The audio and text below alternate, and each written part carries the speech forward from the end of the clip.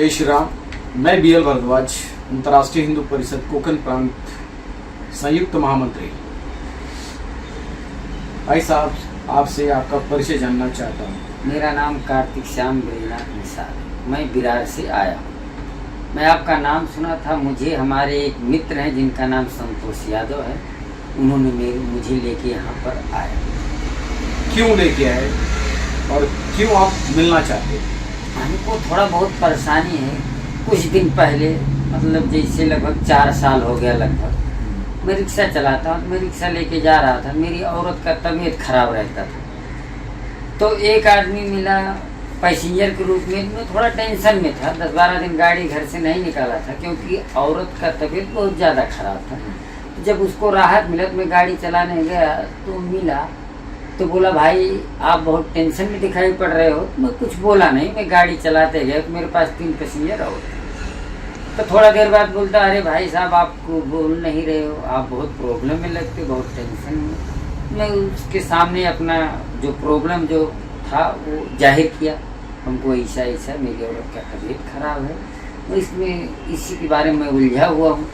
तो उसने बोला एक काम करो, आप मेरा नंबर ले लो और मुझे बाद में आप कॉल करना। बोला ठीक। उसने मुझे अपना नंबर दिया और जब मैंने उसको बाद में फ़ोन किया तो उसने बोला हमको आप संडे को 8 साढ़े 8 बजे मिलिए कुम्हारपाड़ा नाके जहाँ आप रहते हैं। मैं बोला ठीक है। थोड़ा सा मैं संडे के दिन उसको कुम्हारपाड़ा नाके मिला, तो ये गया और हमको लेके आशीष प्रार्थना घर में आया।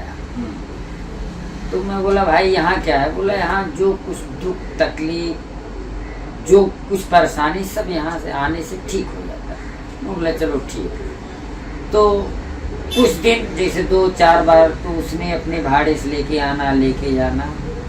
उसके बाद आते गया जाते गया। आज हमको लगभग 4 साल हो गया, मैं आ रहा हूँ जा रहा हूँ, लेकिन जैसा प्रॉब्लम पहले था आज भी वैसा ही प्रॉब्लम। तो अब आए दिन मतलब जब कम नहीं हो रहा था, हम भी उनसे सवाल किए। रमेश यादव से मैंने सवाल किया, भाई जो जैसा था प्रॉब्लम वैसा है, मतलब इतना दिन में हमारा टाइम व्यर्थ गया, इसका मतलब क्या? तो बोले तुम शांत रहो, ज़्यादा बोलो मत। अरे मैं बोला ऐसा क्यों यार बोल रहे हो, दुनिया भर का खर्चा हो गया आना जाना भाड़े में।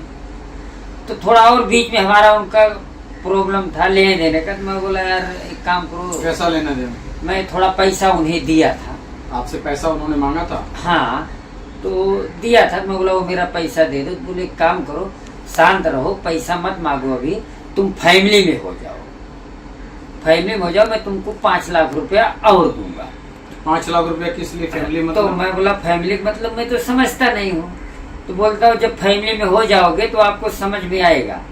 तो मैं बोला उसमें और कितने जन हुए आप जो ये करा? बोले उसमें लगभग 600-700 आदमी फैमिली में हुए। मैं बोला इसका मतलब क्या हुआ, आप भी हुए हो?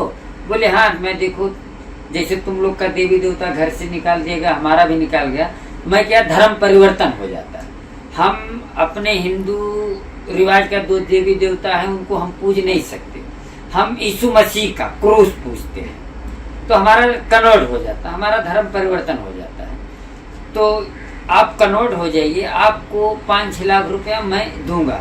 अरे मैं बोला यार तुम कैसे दोगे, हमारा 2 लाख आपके पास आप दे ही नहीं रहे हो, तो हमको 5-6 लाख कैसे दोगे?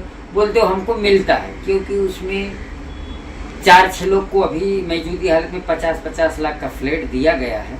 मैं बोला कौन? बोले राणा प्रताप नाम है और सतीश भाई नाम है, विश्वास कुंडावे नाम है, 2-3 जन और हैं, नाम लिया, उनका नाम मुझे नहीं याद आ रहा है।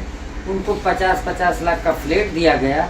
और अगर तुम फैमिली में नहीं जाओगे, मेरा कहा हुआ नहीं मानोगे, तो हमें वसई में कमर्शियल गाला देने के लिए मतलब वादा किए हैं वंदना कोलासो, तो हमको नहीं मिलेगा तुम्हारी वजह से। मैं बोला भाई तो आप जाओ, हमको ये सब पैसे के लालच मत दो। बोले नहीं आप हो जाओ, मैं आपको मतलब दूंगा, हमको भी गाला मिलने दो, नहीं तो लोग को 50-50 लाख का फ्लैट मिला और मैं वंचित रह जाऊंगा। तो मैं बोला ठीक है, मैं ये बात राणा प्रताप से करता हूँ। तो बोले ठीक है। मैं ये बात राणा प्रताप के सामने जाहिर किया। तो बोले हाँ, मतलब मैं भी 250 आदमी लेके आया हूँ इसमें। और सबको कन्वर्ट कराया हूँ। यहाँ तक कि मैं कोलासो वंदना को भी मैं अपने गांव लेके गया था, गोरखपुर से फिर मैं 4 व्हीलर में उनको बिहार लेके गया। वहाँ पे मैं 100 जन को कन्वर्ट कराया। तो हम 4-5 जन हैं जिसको 50-50 लाख का फ्लैट दिया गया है। लेकिन अगर आप ऐसा बात बोल रहे हो, आप या तो हो जाओ और नहीं शांत मारे बैठे रहो, नहीं तो आपका क्या हाल होएगा आपको पता नहीं है। और आप जानते हो आप किसके खिलाफ जा रहे हो। आप पैसा ले लो और चुपी मारे कन्वर्ट हो जाओ। मैं बोला मुझे कन्वर्ट नहीं होना है, मैं हिंदू धर्म में हूँ, जहाँ मैं पैदा हुआ हूँ मैं वहीं पे मरूंगा, क्योंकि हमारे कितने पुश्ते हिंदू हैं और मैं मेरा सनातन धर्म में वहीं रहूंगा। बोले नहीं सनातन धर्म वो नहीं, सनातन धर्म क्रिश्चियन है। मैं बोला ये आप बोलते हो, ये आप शिक्षा दे रहे हो, लेकिन हमारे यहाँ ये शिक्षा नहीं दी गई थी। मैं जिस प्रॉब्लम से आया था मेरा नहीं हुआ, लेकिन आप लोग पैसा का लालच देके और हमारे ऊपर जो दबाव डाल रहे हो ये गलत है। तो बोले नहीं तुम अगर हमारे खिलाफ जाओगे तो कुछ भी होएगा। अरे मैं बोला क्या होएगा, बहुत करोगे तो हमें मार दोगे ना, इससे ज़्यादा और कुछ नहीं कर पाओगे ना। बोले समझ जाओ, इसलिए तुम पैसा ले लो और चुपी मारे बैठ जाओ। ये बात हमको रमेश यादव और ये राणा प्रताप दोनों जन हमको धमकी दिया, 6-6 लाख रुपया हम लोग देते हैं, आप चुपी मारे बैठ जाओ और प्रार्थना घर में आओ। मैं बोला नहीं मैं नहीं आऊँगा। यही बात हुआ।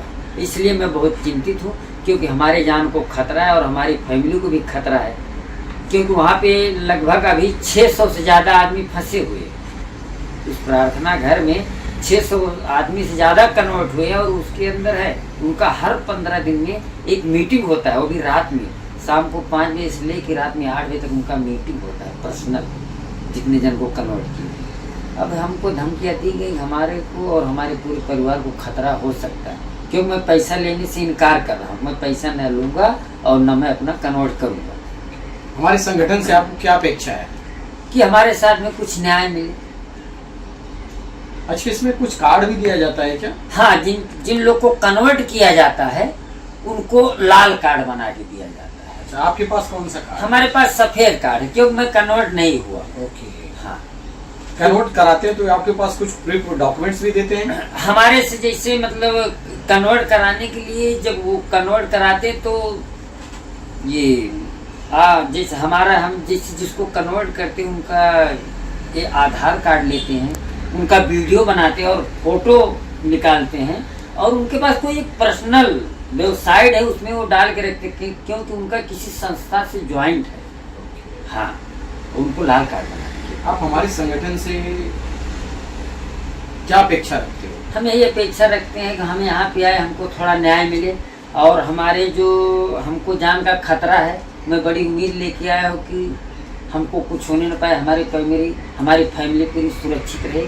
ये सब अपेक्षा लेके मैं यहाँ आया हूँ, क्योंकि हमें पैसे नहीं, हमें अपने परिवार को बचाना है, हमको पैसा नहीं चाहिए। आपका बहुत बहुत धन्यवाद। आप सभी सनातनियों से जिस हिसाब से हमारे भाई बोल रहे हैं, इस तरह से आप सभी लोगों ने इनकी पीड़ा, इनकी भावना सुने। आप सभी सनातनियों भाई से हाथ जोड़ के निवेदन करता हूँ कि ऐसे विधर्मियों के चक्कर में ना फंसे, नहीं तो घर द्वार सब बर्बाद हो जाएगा आपका। और आप सनातन धर्म से अगर जुड़े हो तो सनातन धर्म सबसे प्यारा धर्म है, जिसकी कोई सीमा नहीं है। लोग कोई आया है तो कोई 1400 साल से आया है, कोई 2000 वर्ष से पूर्व आया है, लेकिन हमारा सनातन धर्म करोड़ों वर्ष पुराना सनातन धर्म है। तो आप अपने सनातन धर्म को समझिए और ऐसे किसी भी दल्ले दलालों से दूर रहिए जो आपको पैसा दे के आपका धर्म परिवर्तन कराने के चक्कर में पड़ते हैं। ना आप फंसिए चंद पैसों के लिए, क्योंकि 4 लाख 5 लाख बहुत बड़ी चीज़ें नहीं हैं, लेकिन जिस धर्म में पैदा हुए हो उस धर्म की सेवा और रक्षा आप करिए, और दूसरे भी जिस तरह से आप पीड़ित हो कोई दूसरा न पीड़ित हो। अगर ऐसा कोई पीड़ित व्यक्ति अगर आपके पास मिलता है तो आप हमसे संपर्क कराइए। हमसे जो हो सकता है हर संभव मदद करने की कृपा करेंगे। जय श्री राम।